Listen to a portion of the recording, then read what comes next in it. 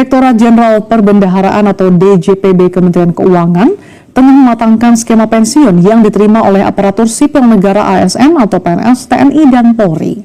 Hal ini dilakukan seiring dengan kenaikan jumlah penerima pensiun yang dibayar pemerintah dari waktu ke waktu dan membebani anggaran pendapatan dan belanja negara atau APBN. Dirjen Perbendaharaan Kementerian Keuangan, Astara Primanto Bakti menjelaskan, potensi memanfaatkan akumulasi iuran pensiun untuk turut patungan membiayai pensiun ASN, TNI, dan Polri. Berdasarkan data yang dipaparkan Prima, jumlah penerima pensiun yang dibayarkan pemerintah naik 3,1% atau 116.000 jiwa setiap tahunnya. Pada 2020 sebanyak 3,26 juta jiwa penerima pensiun atau naik pada 2021 menjadi 3,33 juta jiwa. Pada 2022 sebanyak 3,42 juta jiwa. Lalu 2023 menjadi 3,55 juta jiwa dan 2024 sebanyak 3,65 juta jiwa. Lalu pada tahun 2025 diproyeksi akan mencapai 3,76 jiwa. Di tahun 2026 diproyeksi mencapai 3,87 juta jiwa dan di tahun 2027 diproyeksi 4 juta jiwa. Kemudian di 2028 4,12 juta jiwa dan di tahun 2029 mencapai 4,25 juta jiwa. Hal ini juga sejalan dengan jumlah nominal yang dibayarkan pemerintah dari tahun ke tahun. Selama ini iuran ASN yang dipotong dari gaji setiap bulannya itu dikelola oleh PT Taspen untuk jaminan hari tua atau JHT, jaminan kecelakaan kerja JKK, dan jaminan kematian. Sedangkan uang pensiun yang akan diterima oleh ASN setiap bulannya adalah tanggungan APBN. Jadi memang kalau kita lihat berita 3 minggu terakhir ya, memang sangat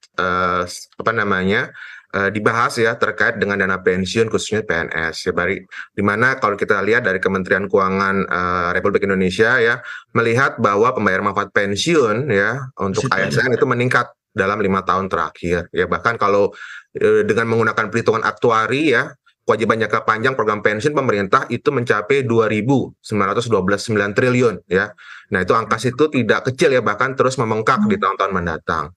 Nah, sebenarnya kalau kita lihat ya, berdasarkan pembayaran pensiun PNS bukanlah beban negara ya, tetapi adanya konsekuensi dari skema pensiun PSUGO ya, di mana pendanaan langsung yang dijalankan pemerintah selama ini. Jadi artinya pemerintah sebagai pemberi kerja tidak memisahkan ya uang pensiun untuk tiap PNS sampai benar-benar jatuh tempo usia pensiun yang bersangkutan dan dibayarkan setiap bulan.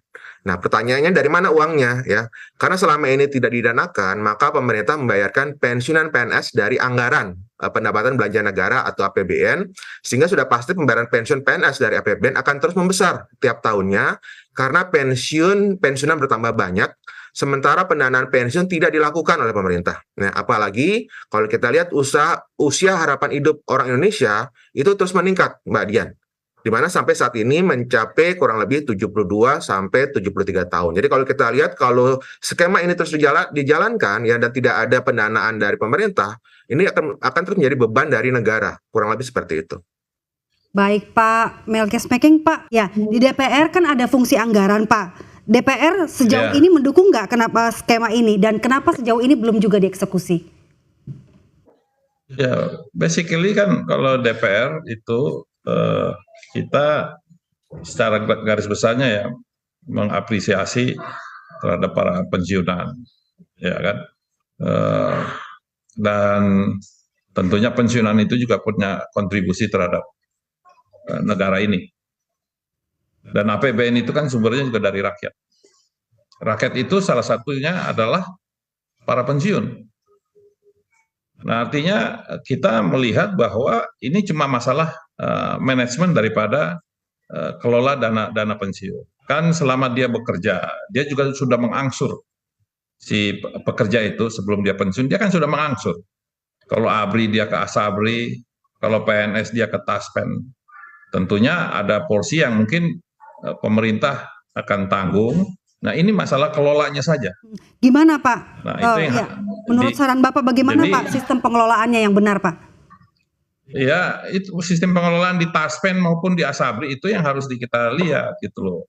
Nah, jadi jangan kita langsung straight menyalahkan bahwa ini membebankan si Pak negara dana pensiun itu. Dan menurut hemat saya kan ini juga tidak terlalu besar-besar amat kalau dibandingin dengan kalau kita lakukan efisiensi juga masih banyak anggaran di APBN yang bisa dilakukan. Nah, sekarang masalahnya subsidi aja kita kan tidak tepat sasaran, itu juga tidak efisien. Jadi buat kami DPR kita melihat bahwa ini tidak fair kita dalam keadaan begini terus kita menghantam bahwa membebankan APBN. Ya itulah fungsinya APBN. Dan memberikan dana pensiun itu juga akan menggerakkan roda perekonomian karena mereka akan membelanjakan uang yang ada itu ke dalam perekonomian. Jadi harus lihat dari sisi yang itu juga gitu. Jangan karena dalam keadaan susah kita misalnya ekonomi lagi susah langsung dibilang ini membebankan APBN gitu loh. Banyak yang harus kita pertimbangkan. Jadi saya sih melihat bahwa ini bukan poin yang terlalu harus dijadiin beban pikiran yang berlebihan. Tata kelola daripada dana pensiun yang dimiliki oleh pemerintah itu yang harus kita lebih perhatikan. Baik. Supaya nanti pada saat jatuh tempo itu tidak terlalu berat. Baik, Pak Nur Hasan, benar nggak Pak kalau sejauh ini dana pensiun ini salah kelola? Nah, Mbak Dian, ya baik Mbak Dian. Jadi kalau saya melihat seperti ini sih, saya tentunya bisa memahami ya pendapat dari Pak Mekeng dan memang kalau kita bicara tata kelola ya memang banyak sekali Mbak Dian ya Pak Mekeng ya dari tata kelola dana pensiun baik itu BUMN ya ataupun swasta juga memang harus dilakukan perbaikan ataupun juga revitalisasi menyeluruh ya. Tapi tentunya di sini terkait dengan apakah memang harus menggunakan APBN? Yes ya, pembayaran dana pensiun harus menggunakan APBN karena balik lagi bahwa sudah ada hak ya dari pensiun yang harus dibayar oleh negara. Nah, tapi tentu di sini kalau saya melihat memang skema pensiun saat ini yang menggunakan pay as you go itu juga perlu untuk ditinjau ulang kembali ya karena balik lagi dengan skema pay as you go ya pemerintah harus menanggung pembayaran manfaat pensiun yang terus membesar ya dari tahun ke tahun ya. Jadi karena itu kalau saya pribadi mengusulkan dan mungkin juga bisa pertimbangkan ya dari skema pensiun PNS yang tadinya pay as you go menjadi fully funded ya. Artinya bahwa setiap tahun ya bahwa pemberi kerja dalam hal ini pemerintah sudah mencicil kewajiban jangka panjang bagi ASN yang nanti akan pensiun. Selama ini itu belum dicicil ya. Jadi selama ini pada saat pensiun kemudian baru dipikirkan uangnya dari APBN untuk membayarkan manfaat pensiun bulanannya.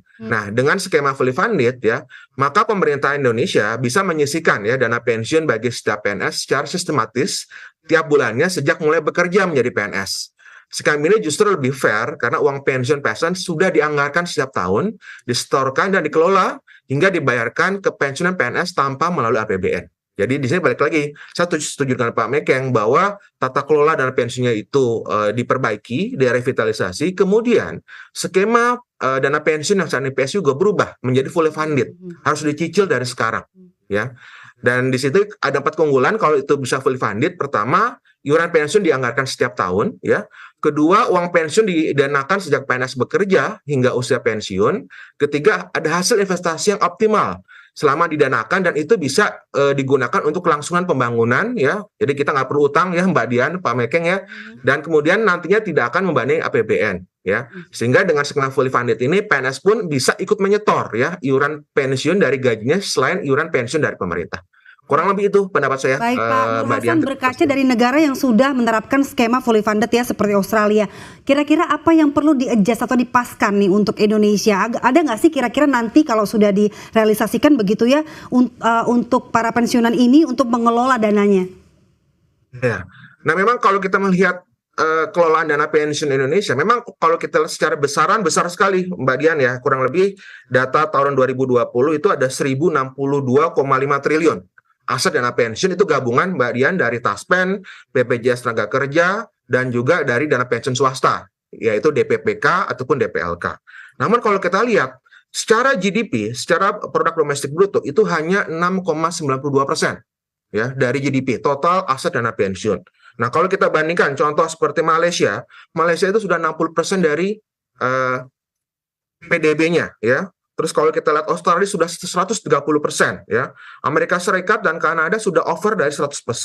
Nah, tentunya di sini yang menjadi cambuk bagi kita, apakah dengan usia rata-rata di Indonesia sudah makin meningkat ya, sudah menjadi lebih 73 tahun dan hanya 6,92%, apakah kemudian kita siap ya 10 sampai 20 tahun dari sekarang negara terbebani baik APBN untuk PNS dan juga masyarakat yang sudah tua tapi juga menjadi beban dari masyarakat.